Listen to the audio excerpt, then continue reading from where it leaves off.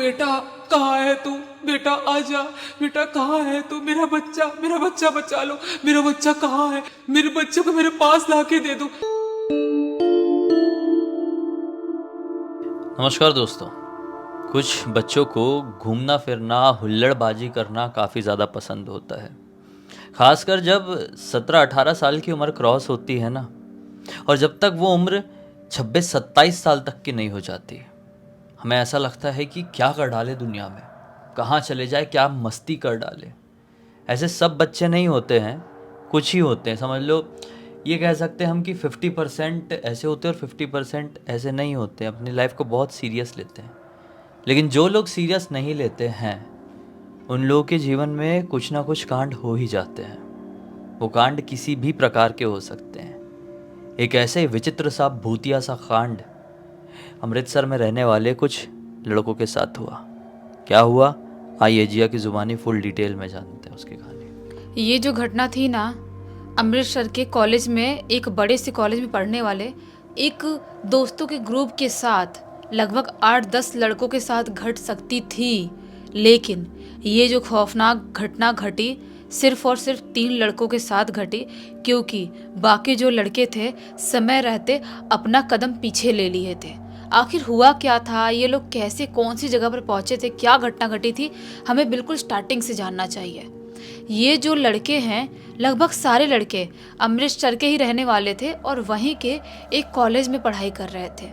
इनका अभी final year का टाइम चल रहा था, तो मस्ती मजाक जो इनका था ना, बहुत ज़्यादा आगे लेवल तक बढ़ गया था। सबसे पहले इनमें से कुछ लड़कों का नाम बता देती हूँ। एक का नाम वरुण है, एक का नाम रविंद्र और एक का नाम करण। ये जो तीनों थे ना, ये तीनों तो एकदम ही जिगरी यार थे, एकदम ही जिगरी यार। इनकी दोस्ती ऐसी थी मानो कॉलेज में इनकी दोस्ती ना हुई हो, कितने सालों से सदियों से एक साथ रह रहे हो, इतनी घनघोर दोस्ती थी इन तीनों की।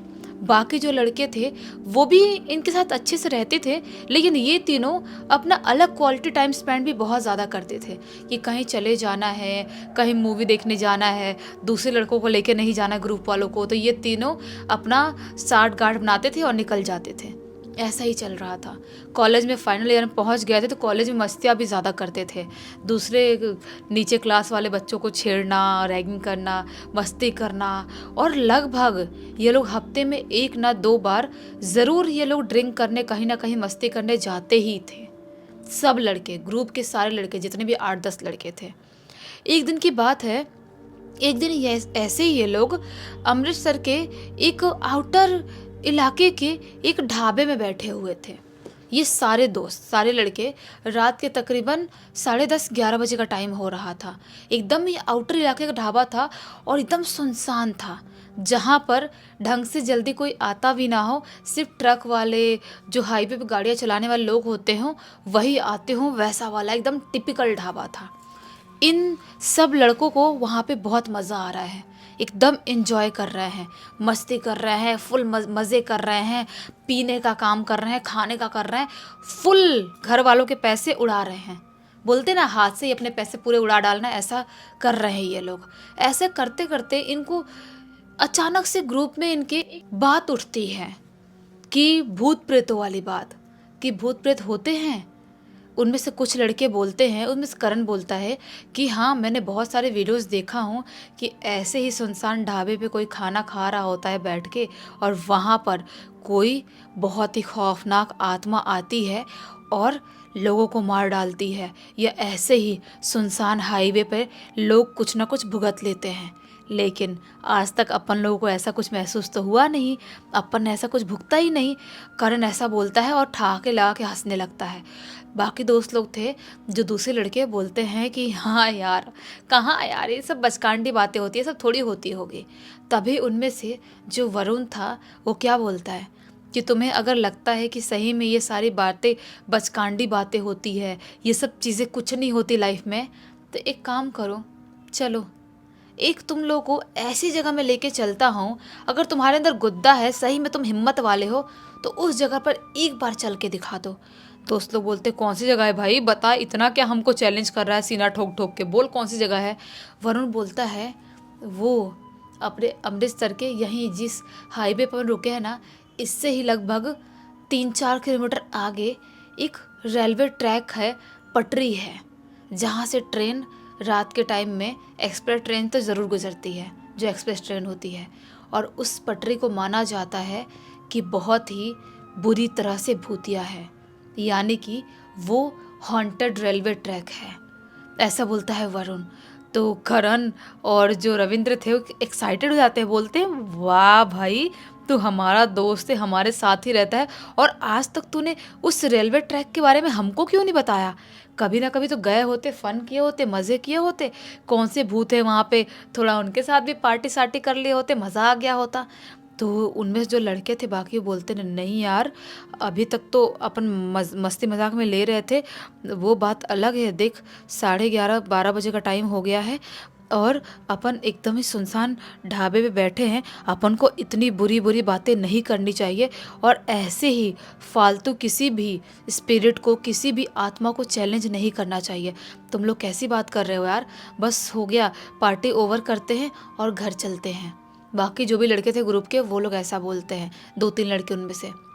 लेकिन ये जो तीनों का ग्रुप था, वरुण, रविंद्र और करण, ये लोग क्या बोलते हैं कि नहीं, हम तो नहीं जाएंगे, हम आज मस्त पिए हैं, मस्त खाए हैं और आज हम जाएंगे उस रेलवे ट्रैक पर और देखेंगे कौन से भूत भागते हैं, क्या करते हैं, और दूसरे लोग जो एक्सपीरियंस करें वहाँ पे लोगों ने भूतिया, वो हम भी करना चाहते हैं। हम देखना चाहते हैं कि आखिर भूत दिखते कैसे हैं। एकदम मजाक उड़ाते हुए, हंसी उड़ाते हुए ये तीनों अपने बाकी दोस्तों से बोलते हैं। बाकी दोस्त लोग बहुत ही ज़्यादा डर जाते हैं और अलग ही उनके एक्सप्रेशन हो गए थे। बाकी लड़के बोलते हैं, जो भी 4-5 लड़के थे, बोलते हैं कि नहीं नहीं भाई, तुम लोग को जो करना है वो करो और अपना साथ आज रात में यहीं तक था, हम लोग जा रहे हैं घर। वो लोग अपनी अपनी बाइक उठाते हैं और अपने अपने घर के लिए निकल जाते हैं। यहाँ पर वरुण के पास थी उसकी कार, जिस कार से ये तीनों हमेशा कहीं ना कहीं घूमा करते थे। तो वरुण बोलता है कि भाई तुम लोग टेंशन मत लो, अपनी कार है ना, तुम्हारा भाई चलाएगा अपनी कार, मैं कार चलाऊंगा और अपन तीनों जाएंगे उस रेलवे ट्रैक को, पता लगा के आएंगे कौन सी आत्माएं वहाँ पर रहती है। तो ये जो रविंद्र था वो बोलता है कि हाँ यार चलते हैं, मज़ा तो आएगा, ये हुई ना दोस्त वाली बात, तू हमारा जिगरी यार है। तो ये तीनों बैठ जाते हैं उस गाड़ी में, उसके वरुण की गाड़ी में बैठते हैं और तीनों निकल जाते हैं उस हाईवे वाले ढाबे से उस रेलवे ट्रैक पे जाने के लिए। निकल गए हैं ड्राइव करते करते करते। वरुण एकदम अच्छा खासा ड्रिंक कर लिया था उसने, उसको ड्राइव नहीं करना चाहिए था लेकिन फिर भी कर रहा था। करते करते करते उस रेलवे ट्रैक के पास पहुंचते हैं और अपनी कार लगा देते हैं।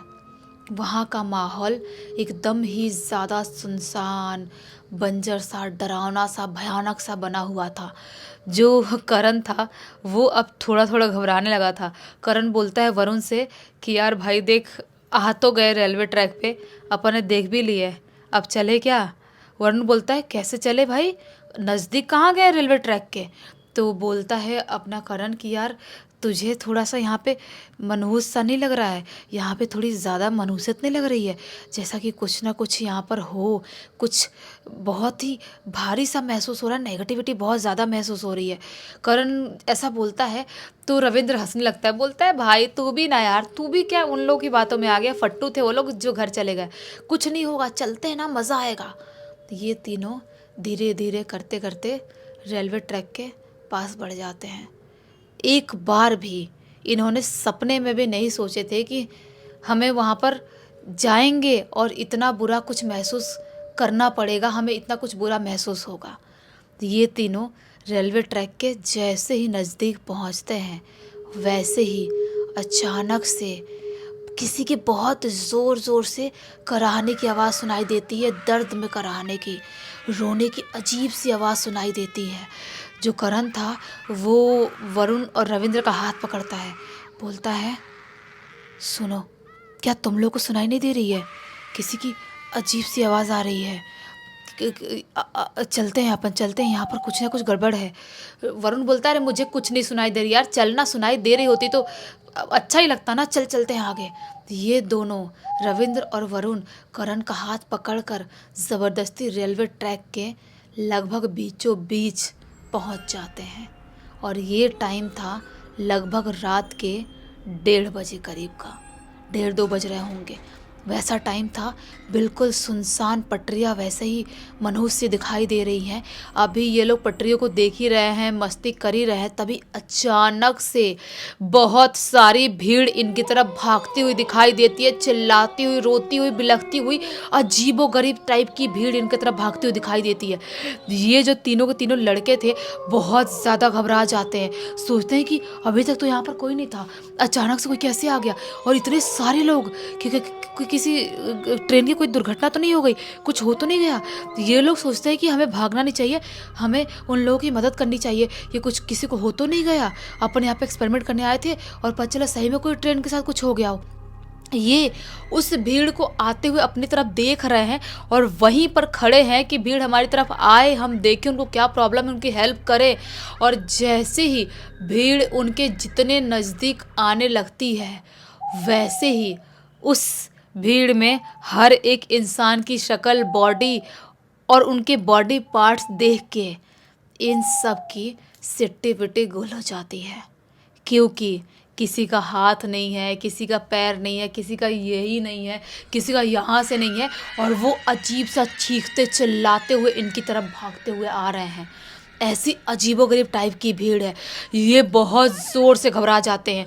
ये अब उनकी तरफ देखते ही देखते पीछे हटने लगते हैं, उस रेलवे ट्रैक से बाहर भागने की कोशिश करने लगते हैं। तभी अचानक से उन्हीं भीड़ में से निकलती हुई उन्हें एक औरत दिखाई देती है, जो औरत ऐसे आगे हाथ करके चिल्लाते हुए भाग रही थी और चिल्ला रही थी, बेटा कहाँ है तू, बेटा आजा, बेटा कहाँ है तू, मेरा बच्चा बचा लो, मेरा बच्चा कहाँ है, मेरे बच्चे को मेरे पास लाके दे दो। ऐसा चिल्लाते हुए, हाथ फैलाए हुई वो औरत एकदम स्पीड में इनकी तरफ भागते हुए आती है।